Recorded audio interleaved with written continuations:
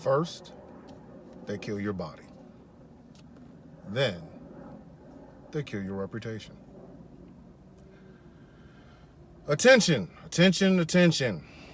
Candace Owens, Diamond and Silk, whatever that little goofy big head boy with the MAGA hat on Twitter. I don't even know what your name is. Attention, all black Republicans. I take that back because I know some very good black Republicans. Black Trump supporters. This video is for you.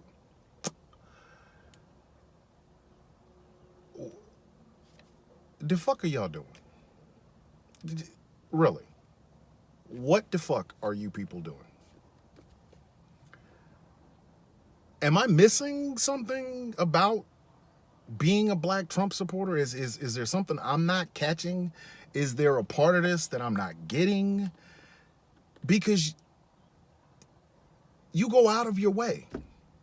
You go out of your way to do more. I was having a conversation this morning. A good friend of mine. He's a soldier. I'm a soldier. Staff sergeant. Staff sergeant. Nice, long, lengthy conversation about race. And he gave me these standard issue tropes. Black folks dress a certain way, black on black crime, what about Chicago, blah, blah, blah. Okay. So in having this conversation with this gentleman, who is a nice guy, mind you, nice guy, but a little bit non-enlightened.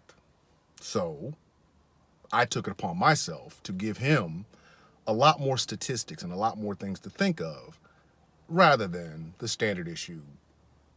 This television station says this and this television station says that. But one of the things that he brought up is, well, the people that are getting killed are not great people. To which I asked him, so that makes their death less tragic? And he didn't understand. I said, okay, so give me an example. Say there was a man in your town, where you're from, and this man was the baddest man in the neighborhood. And I don't mean good. I don't mean bad as in like he's a bad guy. I'm talking about like he's a real fucking piece of shit. And let's say on a night where he's not being a piece of shit, he's just driving home. This man gets killed by a cop. The cop says he reached for his waistband or he made a move and whatever. And the cop ends up killing him. So would that man's deeds follow him to his death? The guy said, yes. I said, why? He said, well, because he's a bad guy. I said, but does that make the way he died any less tragic? And he's like, probably not. I said, that's exactly my point. In America, especially with the media, so all of you right-wing Republican people that hate the media, let me give you a little bit of what I like to call ammunition. The media is shitty, but they're not shitty for the reason you think they're shitty. They're shitty because, much like most drug addicts, the media is addicted to ad money. And you're not going to get ad money unless you get views. And you're not going to get views by giving them the standard issue shit. We kept seeing the same pictures over and over for the past 2 weeks of burning Target, looting AutoZone, and all these, the precincts, the fires, the rage. We saw that over and over and over and over. And depending on where you get your news from, you either got a left view, the angry rage of the inner city, or you got the right view. Oh, well, they're tearing up their own neighborhoods, and this isn't how we operate, and this isn't how we protest. So what I explained to him was, imagine if the news did what they were supposed to do, which is, I'm going to go film a protest. And every protest is peaceful. You see cops out there talking. Like, Houston's chief of police, Art Acevedo, who went out there with the protesters and was talking about, and he was verklempt and he was ready to cry, and he was out there, we're going to go out there and march with you. And the sheriff in Colorado who stood there and said, we're putting down the batons, we're taking off the shields, we're here with you. Now imagine, you see that over and over and over and over. No left, no right, just simply peaceful protest after peaceful protest after peaceful protest. Imagine if every news station did that. Would you watch? Why would you? They're all peaceful. Every single one of them. Really not a whole lot to watch. So who's not getting any ad money if they ain't got no views? You guessed it, the media. But let me circle back to Candace and Diamond and Silk. And again, that big head boy with the MAGA hat. I don't know who the hell what his name is. It's easy for a person who's never experienced anything to judge on something they do not know. I have never played a down of football. I'd look like a fucking idiot trying to tell somebody who has taken hits to their head that, oh, you're okay, shake it off. That would be perfectly easy for me to do. And I'd be wrong as shit.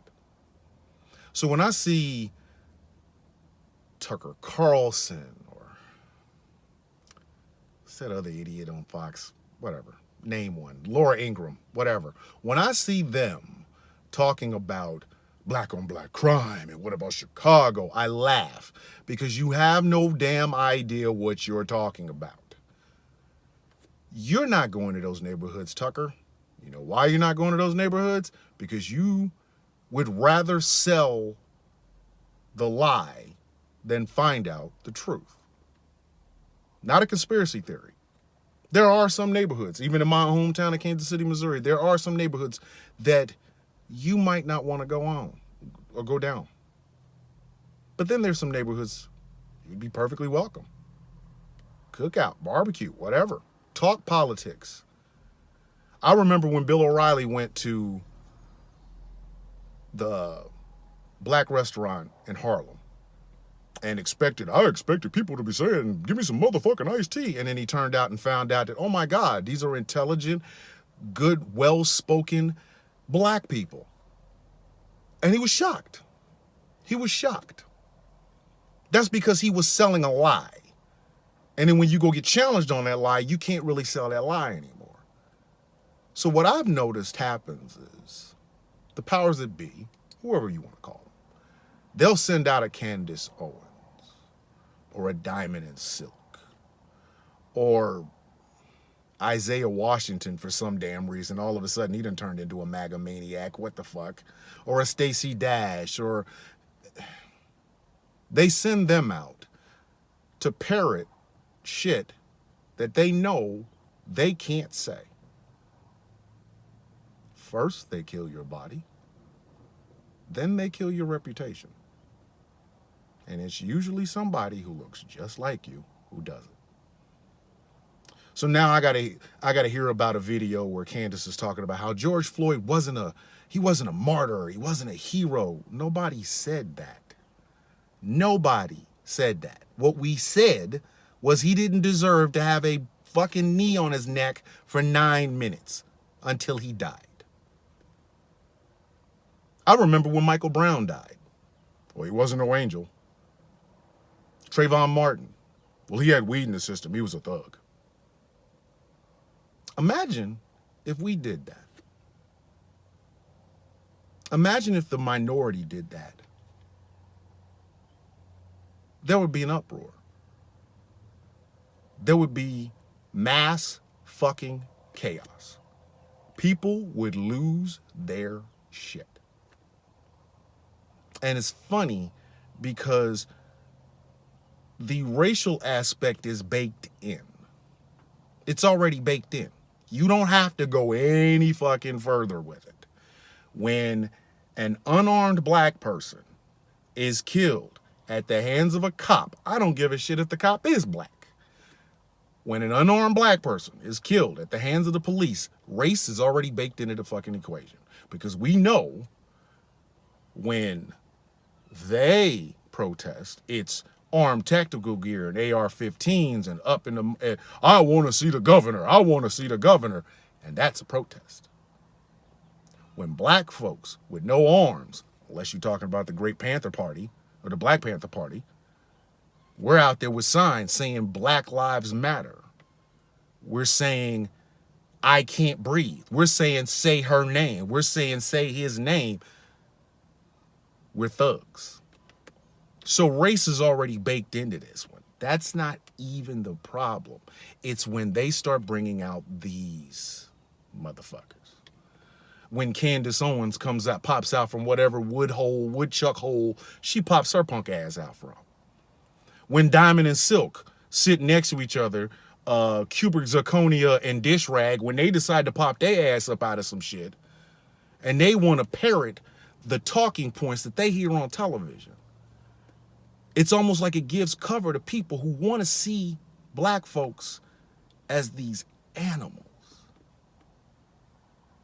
I got a problem with that. I have to tell my siblings all the time, that if something should happen to me at the hands of a cop, that they make sure that they tell people what I wasn't. I have arms full of tattoos.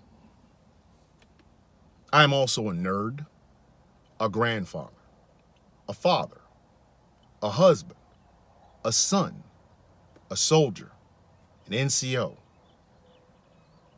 college educated. See, these things you don't get a chance to see when you stop me at a stoplight or for a broken tail light. So if it just so happens that my life is lost at the hands of a cop, the last fucking thing in the world I want my name to have happen or my reputation to have happened is to be killed by people like Candace fucking Owens. I don't want it, nor do I need it. But it brings up a very particular conversation that people are not willing to have. Again, it's the racial conversation. That's already baked in. It's already baked into the cake. What about black on black crime? Again, black on black crime is crime. So we're not even going to go there for a second. But what else happens is our reputations, when our people are killed, black and white, our reputations are destroyed. They call Sandra Bland angry, perpetuating the stereotype that black women are angry. They said that Michael Brown was this Hulk, perpetuating the stereotype that black men are these angry beasts.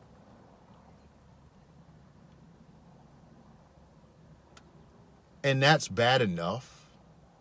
But then when you have somebody like Candace Owens parroting it, when she should know better. See, I peeped you, Candace, excuse me. I peeped you. When it was convenient for you, you were a black woman. When you decided to sue your college for discrimination, it was perfectly okay for you to be an oppressed black person.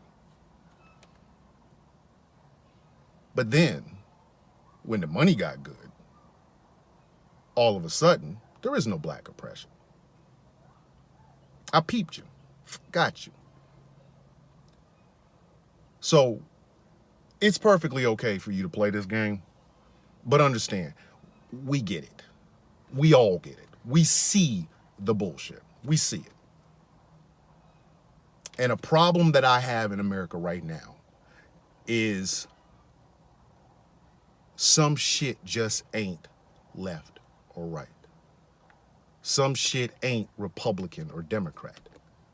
Some shit ain't liberal or conservative. Bill Clinton put 100,000 new cops on the streets because he wanted to pretend to be a Republican light. You know, those Democrats that they're just as tough on crime and just as much of assholes, but they like gay people. So my problem comes to this. Everybody always says read between the lines. Here's me reading between the lines. Ready? George Floyd should not have been killed. I don't give a fuck what he had in his pocket. I don't give a fuck what he was high on. He should not have been killed. Breonna Taylor should still be alive today to celebrate her 27th birthday. Ahmaud Arbery should still be here today. Trayvon Martin should be here today. Sandra Bland should be here today. Freddie Gray, Alton Sterling, Eric Gardner. I don't give a fuck what they were in life. In death, they were innocent victims. They should be here today, not dead. And if that's too hard for people to understand, and you gotta haul Candace Owens back out or haul out Dish Rag and Quartz or whatever the fuck you want to haul them out, understand this. We've got the game done now. We figured it out.